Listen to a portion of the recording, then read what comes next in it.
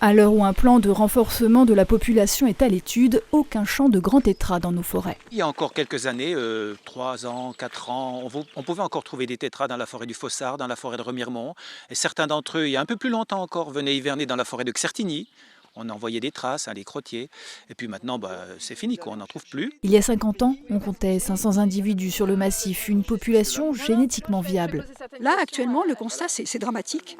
On pense qu'il reste peut-être une dizaine d'oiseaux sur le massif. Alors, dès les années 1970, les naturalistes vosgiens ont commencé à s'inquiéter parce qu'on voyait se développer divers facteurs qui étaient défavorables à la survie de l'espèce.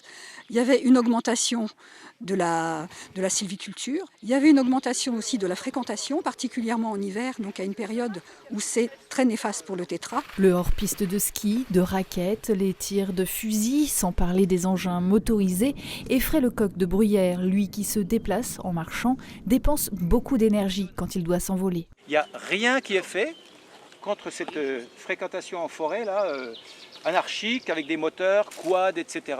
Le grand gallinacé apprécie les espaces semi-ombragés avec de hauts buissons de myrtille dont il raffole et qui protègent poules et petits. Elle marche à couvert dans les brimbelliers. De temps en temps, elle a la tête qui fait un petit peu comme un périscope. Elle regarde et puis elle protège sa couvée. Elle va marcher comme ça, là, à l'abri. Le tétras reste un symbole du massif. Le parc régional des Ballons étudie avec la région le renforcement de la population devenue génétiquement trop faible.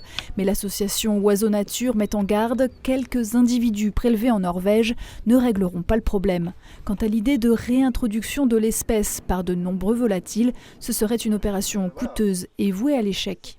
Un des principes internationaux sur les réintroductions d'espèces dans des zones où elles ont disparu, c'est que les conditions qui ont été à l'origine de la disparition de l'espèce aient disparu. Or, ce n'est pas du tout le cas dans le cas du grand tétras. Le dérangement ne fait qu'augmenter et on ne prend pas les mesures pour le limiter.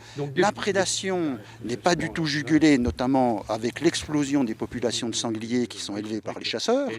Et en plus, on a un problème climatique qui fait que s'il y a disparition de la neige à plus ou moins long terme, on peut se poser la question de la viabilité à moyen terme d'une population de grand tétras dans le massif vosgien.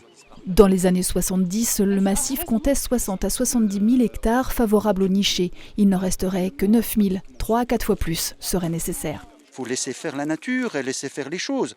Par contre, il faut se battre pour que les forêts dans lesquelles on a essayé de préserver le tétras restent des forêts à caractère naturel pour héberger d'autres espèces. Gélinottes, bouvreuils, pivoines, pipites des arbres seraient également menacés de disparition dans le massif vosgien.